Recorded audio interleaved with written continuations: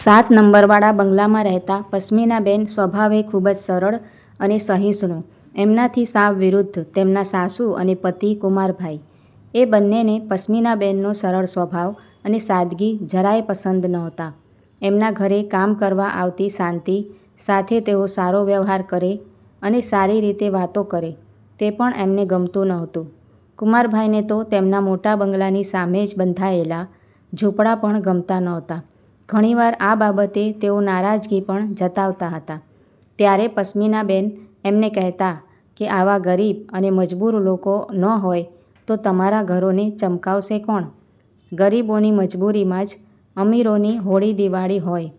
એટલા માટે મોટાભાગે કુમારભાઈ ઘરમાં ન હોય અને બાનો સૂવાનો સમય હોય ત્યારે જ શાંતિ એમના ઘરે કામ પતાવવા માટે જતી. આ સમયે પસ્મિનાબેન શાંતિ સાથે થોડી ઘણી વાતો પણ કરી શકતા. પસ્મિનાબેનના બંને બાળકો બા અને પપ્પાની છત્રછાયામાં ઉછરેલા હતા એટલે તદ્દન ઉદ્ધત અને જિદ્દી. પસ્મિનાબેન ઘણીવાર મનોમન શાંતિના બાળકો સાથે પોતાના બાળકોની સરખામણી પણ કરી બેસતા. તેઓ પોતાના બાળકો માટે કશું કરી શકતા નહોતા. બાળકોને થોડું ઘણું કંઈક શીખવવા જાય તો પતિ તરત ટોકતા કે તારી નીચલા વર્ગની મેન્ટાલિટી વિચારસરણી તારા સુધી જ રાખ.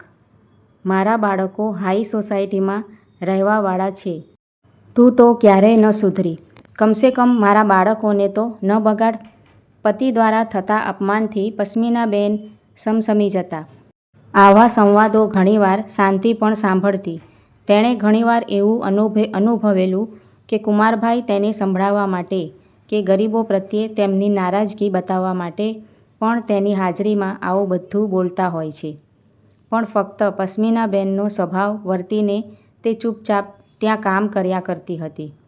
દિવાળી નજીક આવી રહી હતી અને એવામાં એક દિવસ અચાનક કુમારભાઈ બપોરના સમયે ઘરે આવ્યા.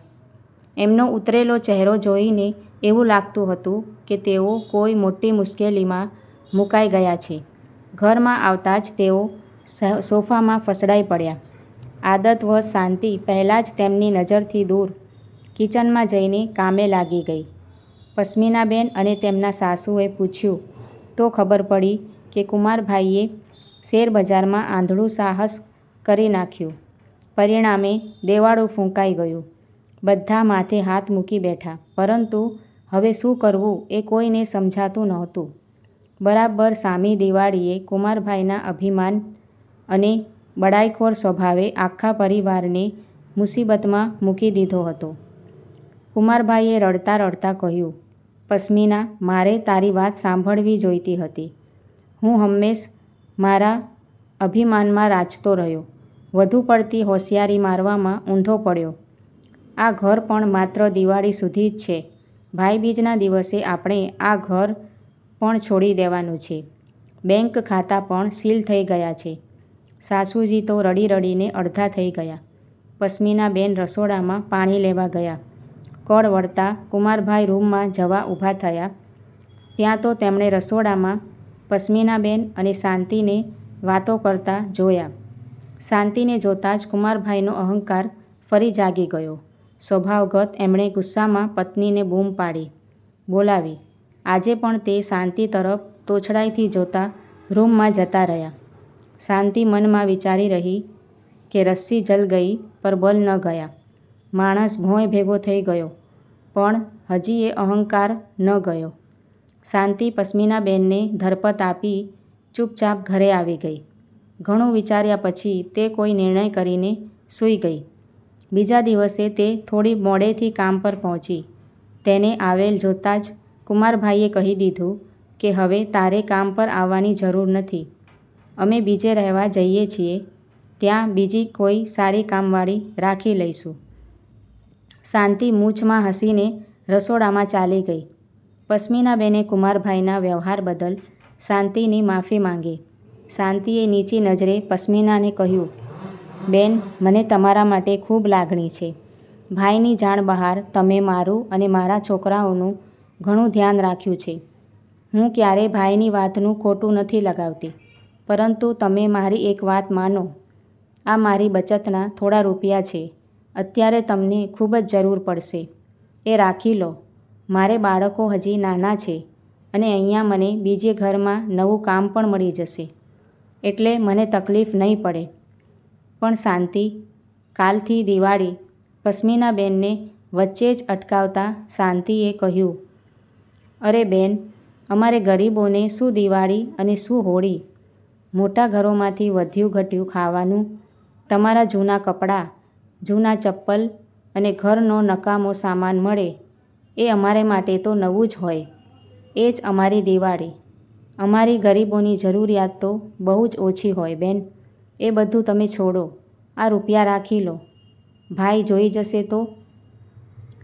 અને ત્યાં જ કુમારભાઈએ બૂમ પાડી. પસ્મિના.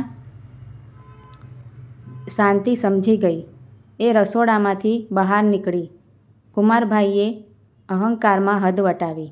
તેમણે શાંતિના હાથમાં 200ની નોટ આપતા કહ્યું કે લે, આ દિવાળીની બોણી. તારા છોકરાઓને ફટાકડા અપાવજે.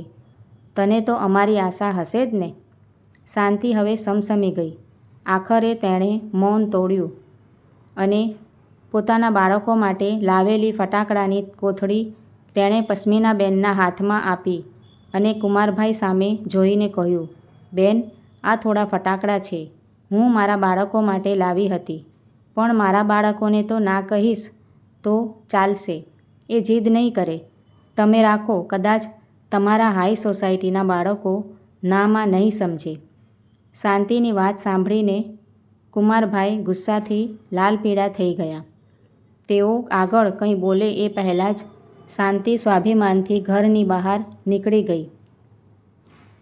કુમારભાઈએ પસ્મિના તરફ ગુસ્સાથી જોયું અને કહ્યું, જોયું, દયાની માને ડાકણ ખાય.